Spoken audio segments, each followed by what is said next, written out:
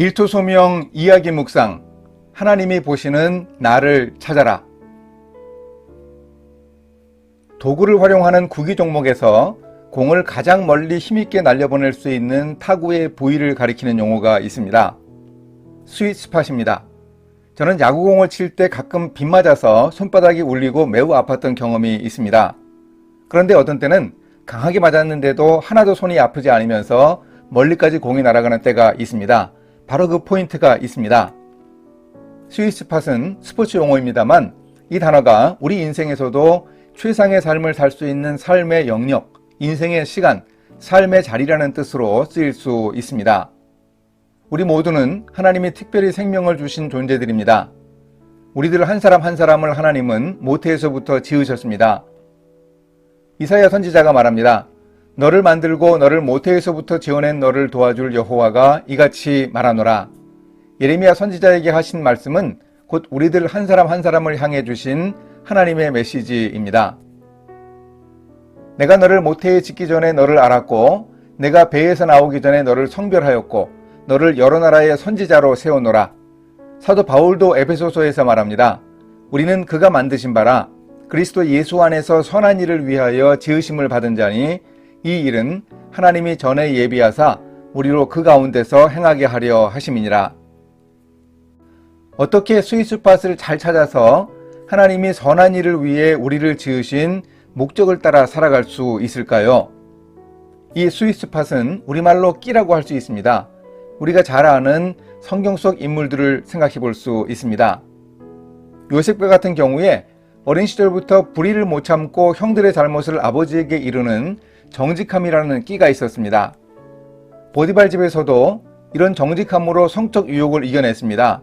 감옥에서도 술 맡은 관원장과 떡 굽는 관원장의 꿈을 해석하면서 정직하게 사실 그대로 이야기했습니다. 애굽의 총리로 지내면서도 정직함으로 돈 관리를 했습니다. 애굽과 팔레스타인 지역의 돈을 몰수히 거두어 그 돈을 바로의 궁, 즉 국고에 귀속시켰습니다. 다윗은 집안의 양들을 오래 돌보던 상황에서 물맷돌 던지기를 부단히 연습하던 성실함과 용기를 가지고 자신의 끼를 키워나갔습니다.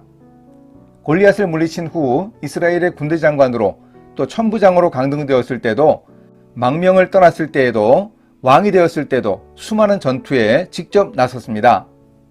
심지어 나이가 많이 들었을 때도 전투에 나가 거인적장 이스비브놉과 맞상대하며 싸울 정도였습니다. 바울의 스윗스팟은 무엇이었을까요? 열심으로는 교회를 박해하고 율법의 의로는 흠이 없는 자라. 자신의 모든 것을 예수 그리스도를 위해 다 해로운 것과 배설물로 여긴다고 했으나 결국 그 열심과 집념이 무언가 만들어내었습니다. 예수님을 만난 후에 그 열심과 열정으로 결국 기독교의 기초를 세우는 놀라운 일을 해냈습니다. 이런 열정은 중요합니다. 경영의 구루로 불리는 게리 하멜이 기업 성장에 공헌하는 업무 능력을 공헌의 정도에 따라서 6단계로 구분했습니다. 가장 낮은 단계는 복종입니다. 시키는 대로 하는 것이지요. 기업 성장에 기여하는 비율이 제로였습니다. 근면은 5%, 지성은 15%, 추진력 20%, 창의성 25%로 봤습니다. 그런데 하멜은 모든 업무 능력을 능가하는 최고의 능력이 열정이라고 했습니다. 35%입니다.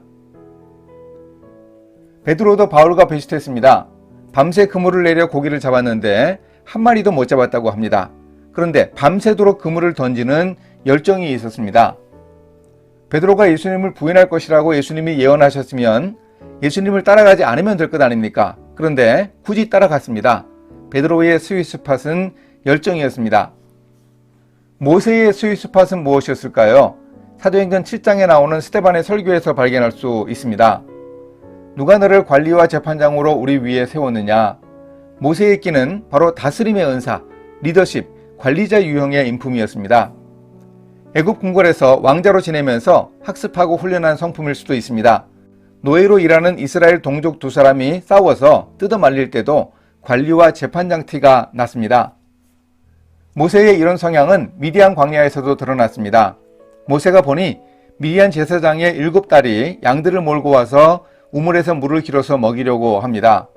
그런데 다른 목자들이 와서 7자매를 쫓아내는 겁니다. 모세가 이걸 그냥 두고 보지 않고 목자들을 물리쳐내고 물을 길어 7자매의 양들에게 먹입니다. 스데반 집사가 명확하게 모세의 스윗스팟을 지적합니다. 그들의 말이 누가 너를 관리와 재판장으로 세웠느냐 하며 거절하던 그 모세를 하나님은 가시나무 떨기 가운데서 보이시던 천사의 손으로 관리와 속량하는 자로서 보내셨으니, 하나님이 모세를 80세에 부르실 때 여전히 관리이지만 속량하는 자, 구원자로 보내셨다고 합니다. 그런데 모세는 나이 40에 관리와 재판장이 되어보려고 하다가 낭패를 보고는 살인자가 되어 광야로 도망갔습니다. 거기서 이스라엘 백성이 아닌 양과 염소들에게 리더십을 발휘했습니다. 하나님이 지적해 주시는 스윗스팟을 위해서 기다리고 훈련받는 과정을 거쳐야 했습니다.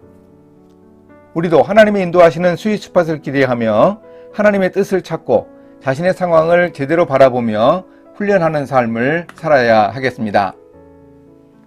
함께 기도하십니다. 하나님 아버지, 성경 속 사람들의 스윗스팟을 이끌어 가신 모습을 살펴봤습니다. 선한 일로 지으시고 하나님의 뜻 가운데서 행하게 하시려는 하나님의 열정을 저도 보고 느끼겠습니다.